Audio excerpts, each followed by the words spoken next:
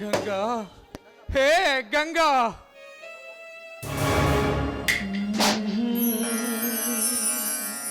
ನನ್ನ ಬಾಳಿನ ಜ್ಯೋತಿಯಾದ ನೀನು ನನಗೆ ಯಾವ ಸುಳುವು ನೀಡದೆ ನನ್ನನ್ನು ಬಿಟ್ಟು ಹೊರಟು ಹೋದೆಯಾ ಗಂಗಾ, ಬಿಟ್ಟು ಹೊರಟು ಹೋದೆ. ನೀನಿಲ್ಲದ ಈ ಮನೆಯಲ್ಲಿ ನಾನು ಹೇಗಿರಲಿ ಗಂಗಾ,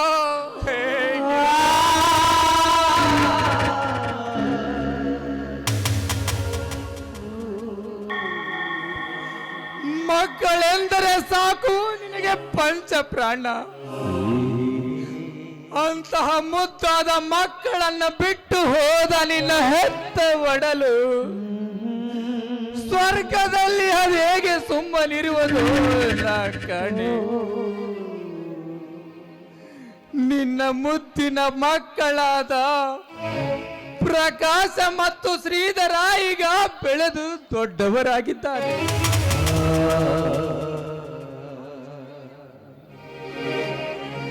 ಆದಷ್ಟು ಬೇಗನೆ ಅವರುಗಳಿಗೆ ಮದುವೆ ಮಾಡಿ ನನ್ನ ತಲೆಯ ಮೇಲೆ ಇರುವ ಭಾರವನ್ನು ಕಡಿಮೆ ಮಾಡಿಕೊಳ್ಳುತ್ತೇನೆ.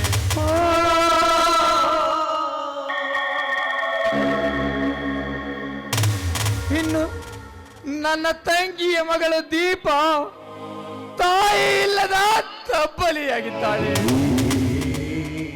ಅವಳು ಈ ಮನೆಯಲ್ಲಿ ಕಷ್ಟಪಡುತ್ತಿರುವುದನ್ನು ಕಂಡರೆ ನನ್ನ ಕರುಳೇ ಕಿತ್ತು ಬಂದಂತಾಗುತ್ತಿದೆ.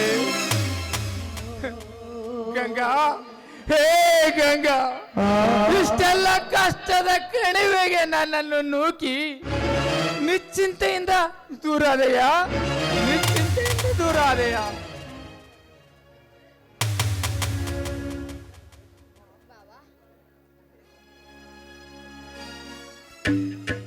ಇದೇನು ಬಾವ, ಅತ್ತೆಯವರ ಮುಂದೆ ನಿಂತ್ಕೊಂಡು ಈ ರೀತಿ ಚಿಕ್ಕ ಮಕ್ಕಳ ಥರ ಕಣ್ಣೀರು ಹಾಕ್ತಾ ಇದ್ದೀರಲ್ಲ, ಸ್ವಲ್ಪ ಸಮಾಧಾನ ಮಾಡಿಕೊಳ್ಳಿ.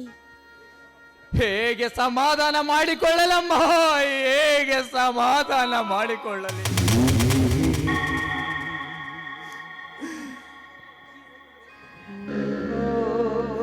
ಈ ರೈತನ ಸತಿಯಾಗಿ ಜೀವ ತೆಗೆದು ಕೊನೆಗೂ ಆ ವಿಷ ಜಂತುವಿನಿಗೆ ಬಾಯಿಗೆ ಬಲಿಯಾದಳು ನಿನ್ನ ಅತ್ತೆ.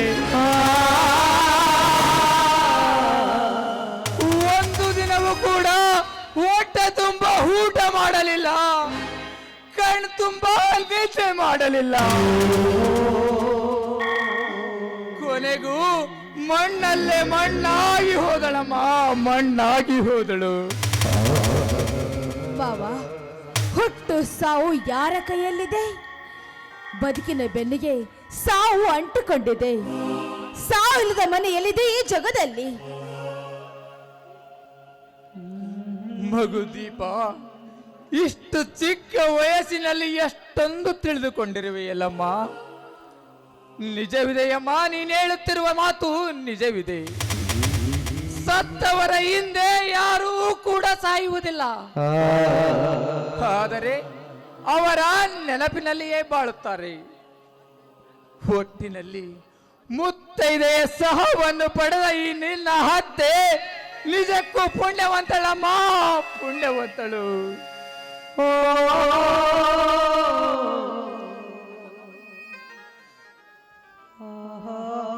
ದೀಪ, ಯಾಕೋ ಗಾಬರಿಯಾದಂತೆ ಕಾಣುತ್ತಿರುವೆಯಲ್ಲಮ್ಮ? ಯಾಕಮ್ಮ, ಏನಾಯ್ತು ಹೇಳು? ಇರ್ಲಿ ಬಿಡಿ ಮಾವ, ಮೊದಲೇ ಈಗಾಗಲೇ ನೊಂದಿರೋ ನಿಮ್ಮ ಮನಸ್ಸಿಗೆ ಮತ್ತೆ ನೋಯಿಸುವುದು ಸರಿಯಲ್ಲ. ದೀಪ, ಈಗಿರುವ ಪರಿಸ್ಥಿತಿಯಲ್ಲಿ ನಿನ್ನನ್ನು ನೋಡಿದರೆ ನನ್ನಿಂದ ಯಾವುದೋ ಒಂದು ವಿಷಯವನ್ನು ಮುಚ್ಚಿಟ್ಟಂತೆ ಕಾಣುತ್ತಿದೆ. ನಿಜ ಹೇಳು ದೀಪ, ನಡೆದ ಸಂಗತಿಯನ್ನು ಹೇಳದಿದ್ದರೆ ನಿಮ್ಮ ಹತ್ಯೆಯ ಮೇಲೆ ಹಾಣೆ. ಮಾವ, ಆಣೆಯನ್ನ ಇಟ್ಟು ನನ್ನ ಕಟ್ಟೆ ಹಾಕ್ಬಿಟ್ರಲ್ಲ. ಹೇಳ್ತೀನಿ ಮಾವ, ಹೇಳ್ತೀನಿ. ನಾನು ಮಾರುತೇಶ್ವರ ದೇವಸ್ಥಾನಕ್ಕೆ ಪೂಜೆಗೆ ಅಂತ ಹೋದಾಗ ನನ್ನ ಮೇಲೆ ಆ ನೀಚ ಕಾಳಿಂಗ ಬಲಾತ್ಕಾರ ಮಾಡೋದಕ್ಕೆ ಬಂದಿದ್ದ. ಲೇ ಕಾಳಿಂಗ, ಏನು ಹರಿಯದ ನನ್ನ ಮುಕ್ತ ಸೊಸೆಯ ಮೇಲೆ ನಿನ್ನ ಕಾಮ ದೃಷ್ಟಿ ಬೀರಿದೆಯಾ ನೀಚ? ಆ ದೇವರು ನಿನ್ನನ್ನು ಖಂಡಿತ ಸುಮ್ಮನೆ ಬಿಡಲಾರ. ಮಗು ದೀಪ, ಈ ವಿಷಯದ ಬಗ್ಗೆ ಕಿಂಚಿತ್ತು ಕೂಡ ಯೋಚನೆ ಮಾಡಬೇಡಮ್ಮ, ಯೋಚನೆ ಮಾಡಬೇಡ. ಯಾಕೆಂದರೆ ಆ ಕಾಳಿಂಗನ ಅಹಂಕಾರ ಅತಿಯಾಗಿದೆ. ಅವನಿಗೆ ಆ ದೇವರ ಶಿಕ್ಷೆ ನೀಡುತ್ತಾನಮ್ಮ, ಶಿಕ್ಷೆ ನೀಡುತ್ತಾನೆ. ಹೌದು ಮಾವ, ಅವನೊಬ್ಬ ನರ ರಾಕ್ಷಸ. ಅವನ ಮೇಲೆ ಹರಿತಿರುವುದು ರಕ್ತ ಅಲ್ಲ, ವಿಷ. ದೀಪ, ಅವನೊಬ್ಬ ನರ ರಾಕ್ಷಸ ಎನ್ನುವುದು ನನಗೆ ಚೆನ್ನಾಗಿ ಗೊತ್ತಿದೆಯಮ್ಮ, ಚೆನ್ನಾಗಿ ಗೊತ್ತಿದೆ. ಆದರೆ ಒಮ್ಮೊಮ್ಮೆ ಲೋಕದ ಉದ್ಧಾರಕ್ಕಾಗಿ ವಿಷವನ್ನು ಸಹ ಕುಡಿಯಬೇಕಾಗುತ್ತದೆ. ಆ ಕಾಳಿಂಗನ ಮರ್ತನ ಕೂಡ ಮಾಡಬೇಕಾಗುತ್ತದೆ. ಮಾವ, ನಿಮಗೇನಾದ್ರೂ ಹೆಚ್ಚು ಕಡಿಮೆ ಆದ್ರೆ ನಾನ್ ಮಾತ್ರ ಬದುಕಲಾರೆ. ಹೆತ್ತರನ್ನು ಕಳೆದುಕೊಂಡು ಅನಾಥ ಆದ ನನಗೆ ನೀವೇ ಆಸರೆ ಮಾವ. ದೀಪ, ಮಗು ದೀಪ, ಈ ಜಗತ್ತಿನಲ್ಲಿ ಯಾರು ಅನಾಥರಲ್ಲಮ್ಮ, ಯಾರು ಅನಾಥರಲ್ಲ. ಹುಟ್ಟಿಸಿದ ದೇವರು ಎಂದು ಕೂಡ ಹುಲ್ಲು ಮೇಯಿಸಲಾರ. ದೀಪ, ಇಂದಿಗೆ 20 ವರ್ಷಗಳ ಹಿಂದೆ ತಿರುಪತಿಗೆ ಅಂತ ಹೋದ ನಿನ್ನ ಹೆತ್ತವರು ಅಪಘಾತದಲ್ಲಿ ಸತ್ತು ಹೋದರಮ್ಮ, ಅಪಘಾತದಲ್ಲಿ ಸತ್ತು ಹೋದರು. ಅಲ್ಲಿಂದ ಇಲ್ಲಿಯವರೆಗೂ ನನ್ನ ಮಗಳಿಗಿಂತಲೂ ಹೆಚ್ಚಾಗಿ ನಿನ್ನನ್ನು ಜೋಪಾನ ಮಾಡಿಕೊಂಡು ಬಂದಿರುವೆ. ಹಾ ದೀಪ, ಈ ವರ್ಷ ನಿನ್ನ ಓದು ಮುಗಿದರೆ ಸಾಕಮ್ಮ, ನಿನ್ನ ಹಾಗೂ ಪ್ರಕಾಶನ ಮದುವೆ ಮಾಡಿ ಮುಗಿಸಿಬಿಡ್ತೇನೆ ಕಂದ.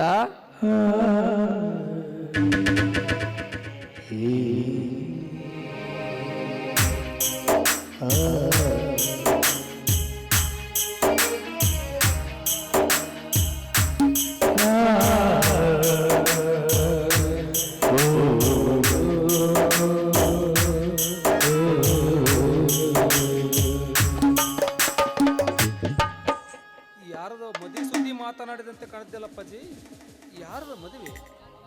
ಬಾ ಪ್ರಕಾಶ ಬಾ, ಬೇರೆ ಯಾರ ಮದುವೆಯ ಬಗ್ಗೆ ನಾನೇಕೆ ವಿಚಾರ ಮಾಡಲಿ? ನಿನ್ನ ಹಾಗೂ ದೀಪಾಳ ಮದುವೆ ಬಗ್ಗೆ ವಿಚಾರ ಮಾಡುತ್ತಿದ್ದೆ. ಅಷ್ಟರಲ್ಲೇ ನೀನೇ ಬಂದೆ ನೋಡು ಕಂದ. ನನ್ನ ಮದುವೆ ಬಗ್ಗೆ ಅಷ್ಟೇ ಕಪ್ಪ ನಿಮಗೆ ಆತುರ. ನಾನು ಇನ್ನು ಓದಬೇಕು, ನನ್ನ ಕಾಲ ಮೇಲೆ ನಾನು ನಿಲ್ಲಬೇಕು, ನನ್ನದಾದ ಗುರಿ ಮುಟ್ಟಬೇಕು.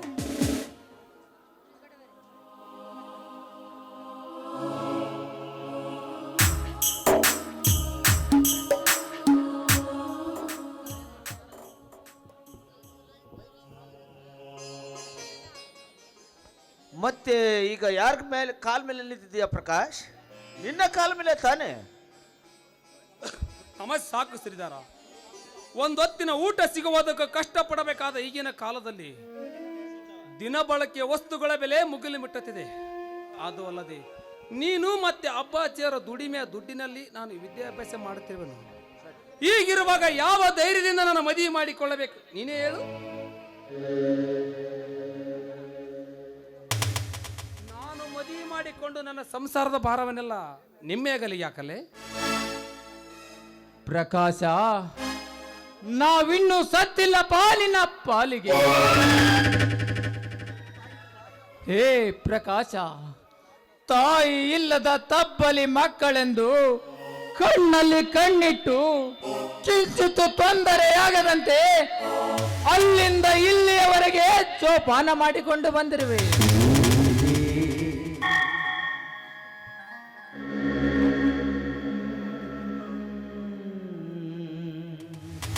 ಅದಲ್ಲದೆ ಬಿಸಿಲಿನಲ್ಲಿ ನಿನ್ನ ಬದುಕು ಬಾಡಬಾರದೆಂದು 4 ಅಕ್ಷರ ಕಲಿಸಿವೆ. ಇಷ್ಟಾದ್ರೂ ಕೂಡ ಈ ಮನೆಯಲ್ಲಿ ನಿನಗೆ ಏನು ಕೊರತೆ ಆಗಿದೆ ಕಂದ? ನೋಡು, ನಿನ್ನ ತಮ್ಮ ಶ್ರೀಧರ ಹಗಲು ഇരുಳು ಎನ್ನದೆ ಬೆವರು ಹರಿಸಿ ಭೂತಾಯಿಯ ಸೇವೆ ಮಾಡುತ್ತಿದ್ದಾನೆ. ನಮ್ಮಿಬ್ಬರಿಗೂ ಅದಷ್ಟೇ ಕಷ್ಟವಾದರೂ ಸರಿಯಪ್ಪ, ನಿನ್ನ ವಿದ್ಯಾಭ್ಯಾಸವನ್ನು ಸಂಪೂರ್ಣಗೊಳಿಸುತ್ತೇವೆ. ಒಟ್ಟಿನಲ್ಲಿ ನೀನೊಂದು ಉನ್ನತ ಹುದ್ದೆಯನ್ನು ಪಡೆಯಬೇಕೆಂಬುದು ನಮ್ಮೆಲ್ಲರ ಮನದ ಆಸೆಯಾಗಿದೆ.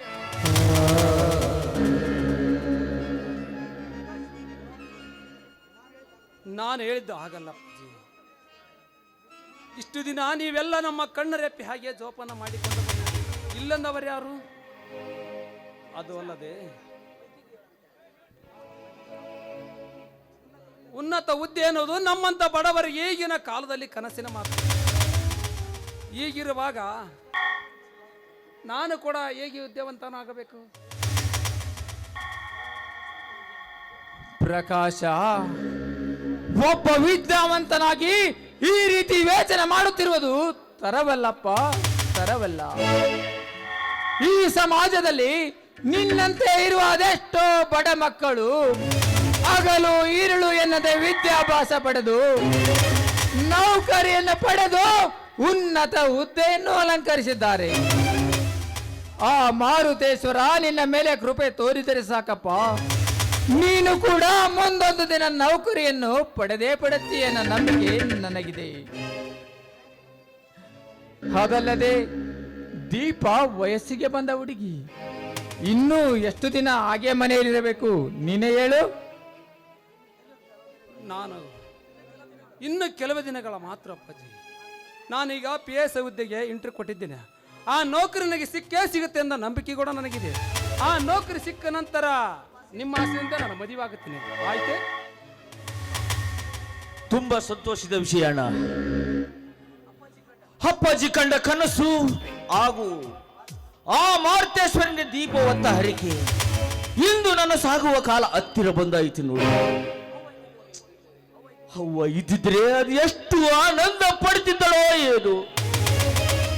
ಕೊನೆಗೂ ಈಗ ಮಾರುತೇಶ್ವರ ನಮ್ಮ ಮೇಲೆ ಕಂಡು ಬಿಟ್ಟ.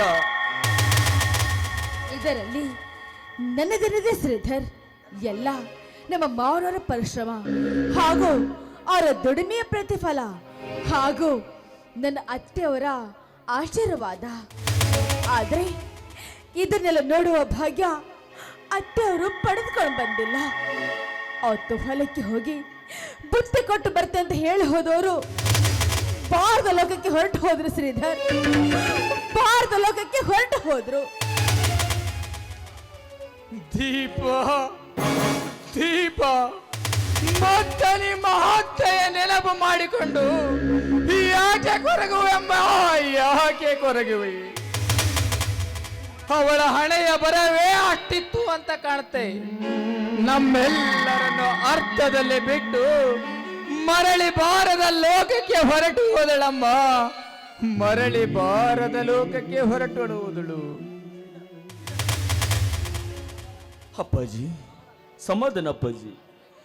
ನೀವೇ ಈ ರೀತಿ ಹತ್ತರೆ ಮಕ್ಕಳಾದ ನಮ್ಮ ಪಾಡೇನು? ನಮಗಾಗಿ ನೀವು ಮಾಡಿದ ಉಪಕಾರದ ತ್ಯಾಗ ಆಕಾಶದಷ್ಟು ಆಗಲ, ಭೂಮಿಯಷ್ಟು ಆಳ.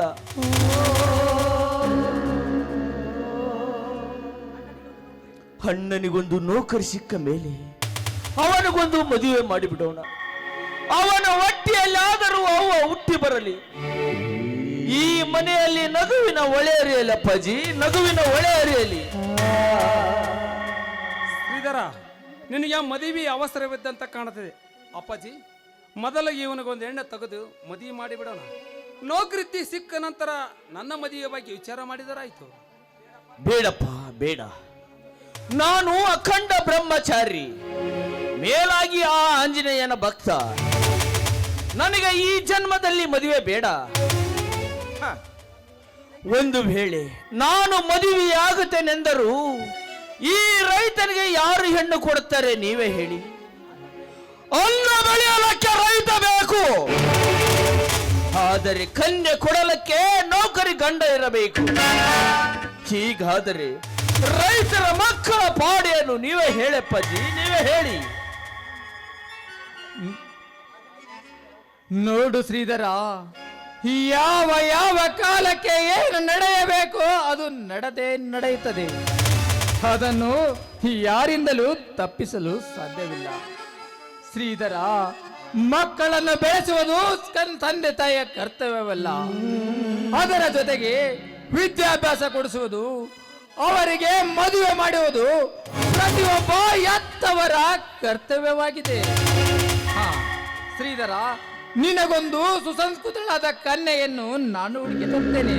ನೀನೇನು ಮದುವೆ ಬಗ್ಗೆ ಚಿಂತಿಸಬೇಡಪ್ಪ, ಚಿಂತಿಸಬೇಡ. ಶ್ರೀಧರ್, ನೀನೇನು ಚಿಂತೆ ಮಾಡಕ್ ಹೋಗ್ಬೇಡ. ಒಂದು ಗಂಡಿಗೆ ಒಂದು ಹೆಣ್ಣು ಅಂತ ಆ ದೇವರು ಸೃಷ್ಟಿ ಮಾಡಿರ್ತಾನೆ. ಅದು ಅಲ್ಲದೆ ನಿನ್ನ ಕೈ ಹಿಡಿಯುವ ಹೆಣ್ಣು ಇಂದಿಲ್ಲ ನಾಳೆ ಸಿಕ್ಕೇ ಸಿಗ್ತಾಳೆ. ಅದೆಷ್ಟು ದಿವಸ ಅಂತ ಇದೇ ರೀತಿ ಬ್ರಹ್ಮಚಾರಿಯಾಗಿರ್ತೀಯ? ಅಪ್ಪಾಜಿ, ನಾನು ಮುಖ್ಯವಾದ ಒಂದು ವಿಷಯವನ್ನು ಹೇಳೋದನ್ನೇ ಮರೆತಿದ್ದೆ. ಆ PS ಹುದ್ದೆ ನನಗೆ ಸಿಗಬೇಕಾದರೆ 15 ಲಕ್ಷ ರೂಪಾಯಿ ಲಂಚದ ಬೇಡಿಕೆ ಇಟ್ಟಿದ್ದಾರೆ. ಅಷ್ಟೊಂದು ಹಣವನ್ನು ಹೇಗೆ ಹೊಂದಿಸಬೇಕೆಂದು ನನಗಂತೂ ತಿಳಿಯದಾಗಿದೆ. ಹಣ ಇದ್ದವರೆಗೆ ಅವಶ್ಯಕತೆ ಇಲ್ಲ, ಅವಶ್ಯಕತೆ ಇದ್ದವರಲ್ಲಿ ಹಣವೇ ಇಲ್ಲ. ಇಷ್ಟಲ್ಲವೇ ಈ ಜಗತ್ತಿನ ನೇಮ.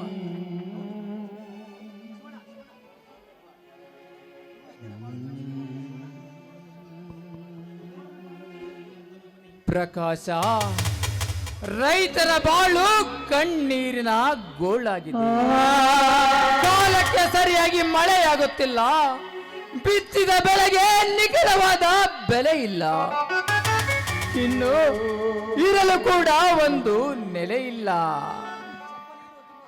ಚಪ್ಪಲಿಗೆ ಇರುವ ಕಿಮ್ಮತ್ತು ತುತ್ತು ಅನ್ನ ಕಿತ್ತಿದ್ದರೆ ರೈತನೇ ರಾಜನಾಗುತ್ತಿದ್ದ, ಸರ್ಕಾರಕ್ಕೆ ಸಾಲ ಕೊಡುತ್ತಿದ್ದ. ಆದರೆ ಸದ್ಯದ ಪರಿಸ್ಥಿತಿ ಆಗಿಲ್ಲಪ್ಪ. ನಾವು ರೈತರ ಮಕ್ಕಳಾಗಿ ಹುಟ್ಟಿದ್ದು ನಮಗೆ ಶಾಪವಾಗಿದೆ ಅಪ್ಪ, ಶಾಪವಾಗಿದೆ. ಬಾವಾ,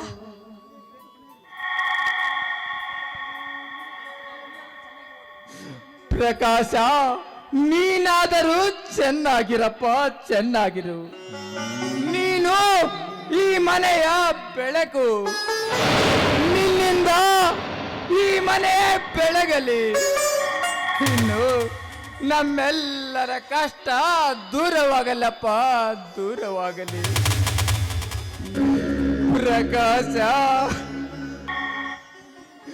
ಪ್ರಕಾಶ, ಈ ಮನೆಯನ್ನಾದರೂ ಮಾರಿ ನಿನಗೆ ಹಣ ಜೋಡಿಸಬೇಕೆಂದರೆ ಈ ಮನೆಯ ಕಾಗದ ಪತ್ರಗಳೆಲ್ಲ ಆ ಕಾಳಿಂಗನ ಹತ್ತಿರ ಇವೆ ಅಪ್ಪ, ಕಾಳಿಂಗನ ಹತ್ತಿರ ಇವೆ. ದೀಪ, ನಾನೇನು ಮಾಡಲಮ್ಮ. ನೋಡಿ ಬಾವ, ನೀವೇನು ಚಿಂತೆ ಮಾಡೋದಕ್ಕೆ ಹೋಗ್ಬೇಡಿ. ಮನೆಯಲ್ಲಿ ನನ್ನ ತಾಯಿಯ ಆಭರಣಗಳಿವೆ, ಅವುಗಳನ್ನೇ ಮಾರಿ ಹಣ ಕೊಟ್ಟೋಣ. ಒಟ್ಟಿನಲ್ಲಿ ಪ್ರಕಾಶ ದೊಡ್ಡ ಸಾಹೇಬನಾಗಿ ಬರಬೇಕು. ಬೇಡ ತಾಯಿ, ಬೇಡ.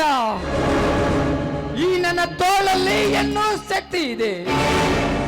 ನನ್ನ ತಂಗಿಯ ಆಭರಣ ಮಾರುವಷ್ಟು ಕಡು ಬಡವನೆಲ್ಲ ಮಾಯಿ ಶಿವಣ್ಣ. ಇನ್ನು ನನ್ನ ರಟ್ಟೆ ಗಟ್ಟಿಯಾಗಿದೆ. ಯಾರ ಮನೆಯಲ್ಲಾದರೂ ಚೀತಕ್ಕಿದ್ದರೆ ಸರಿ, ನಾನು ಹಣ ಜೋಡಿಸುತ್ತೇನೆ. ಪ್ರಕಾಶ, ಬಾ ಪ್ರಕಾಶ. ನೋಡು ಪ್ರಕಾಶ, ನೀನೇನು ಯಾವುದಕ್ಕೂ ಚಿಂತಿಸಬೇಡ. ನನಗದಷ್ಟೇ ಕಷ್ಟವಾದರೂ ಸರಿಯಪ್ಪ, ನಿನಗೆ ಹಣ ಜೋಡಿಸುತ್ತೇನೆ. ನಿನಗೆ ಆಗಂತ ಮಾತು ಕೊಡುತ್ತೇನಪ್ಪ, ಮಾತು ಕೊಡುತ್ತೇನೆ. ಅಪ್ಪಾಜಿ, ಇಷ್ಟು ದಿನ ನೀವು ದುಡಿದು ಸಾಕಿದ್ದು ಸಾಕಪ್ಪಾಜಿ. ಇನ್ನು ಮುಂದೆ ನಾನು ಹೊಲದಲ್ಲಿ ದುಡಿಯುತ್ತೇನೆ, ಹಣವನ್ನು ಜೋಡಿಸುತ್ತೇನೆ. ನಂಬಿದ ಜನ ನಮಗೆ ಕೈ ಕೊಡಬಹುದು. ಆದರೆ ಈ ಭೂತಾಯಿ ಎಂದಿಗೂ ನಮಗೆ ಕೈ ಕೊಡುವುದಿಲ್ಲ ಅಪ್ಪಾಜಿ, ಕೈ ಕೊಡುವುದಿಲ್ಲ. ಒಟ್ಟಾರೆ ನನ್ನ PSI ಆಗಿ ಬರುವುದು, ಶುಭ ಗಳಿಗೆಯನ್ನು ನೋಡುವ ಸೌಭಾಗ್ಯ ನನ್ನದಾಗಬೇಕಪ್ಪಾಜಿ, ನನ್ನದಾಗಬೇಕು. ನೀವು ನಿಮ್ಮಂಥ ಅಣ್ಣ ತಮ್ಮಂದ್ರು ಈ ಊರಿಗೆ ಮಾದರಿ. ರಾಮಾಯಣದಲ್ಲಿ ಆ ದಶರಥ ಮಹಾರಾಜನಿಗೆ ರಾಮ ಲಕ್ಷ್ಮಣರಿದ್ದಂತೆ ಈ ಮನೆಗೆ ನೀವಿಬ್ಬರು ನಿಮ್ಮ ಮೇಲೆ ಯಾರ ಕಣ್ಣು ಬೀಳದ ಹಾಗೆ ಆ ಮಾರುತೇಶ್ವರ ಕಾಪಾಡಲಿ. ಬನ್ನಿ, ಎಲ್ಲ ಸೇರಿ ಊಟ ಮಾಡುವಿರಂತೆ. ಮಕ್ಕಳೇ, ಹಣದ ಬಗ್ಗೆ ಜಾಸ್ತಿ ವಿಚಾರ ಮಾಡುವುದು ಬೇಡ. ಹಣವಾಗಿ ಎಲ್ಲದಕ್ಕೂ ಆ ದೇವರಿದ್ದಾನೆ. ನಡೆಯಿರಿ, ಊಟ ಮಾಡೋಣ. ಅಪ್ಪಾಜಿ, ಅಣ್ಣ ತಂದ ಸಿಹಿ ಸುದ್ದಿಗೆ ಒಂದು ಹಾಡನ್ನಾದ್ರೂ ಆಡೋಣವೇ ಅಪ್ಪಾಜಿ? ಆಯ್ತು ಮರಯ್ಯ, ನೀನೇ ಆಡು. ಬೇಡಂದವ್ರು ಯಾರು? ಸಂಸಾರ ಆನಂದ ಸಾಗರ, ಸಂಸಾರ ಆನಂದ ಸಾಗರ, ಕೈರಮೇ ಭಗವಾರ, ಆ ದೈವ ತಂದವರದಿಂದ ಕಾಲು ಬಂಗಾರ. ಆನಂದ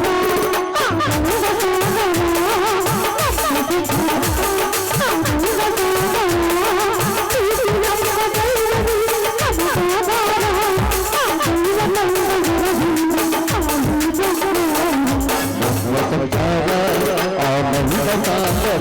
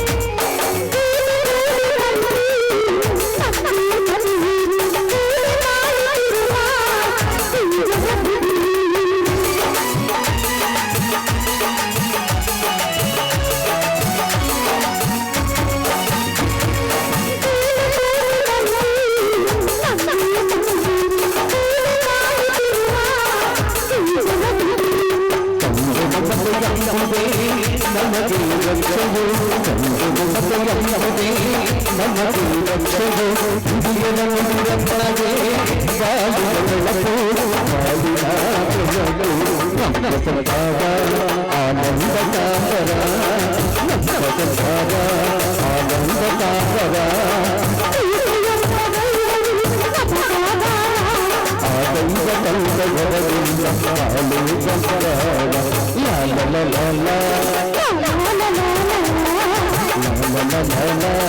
la la la la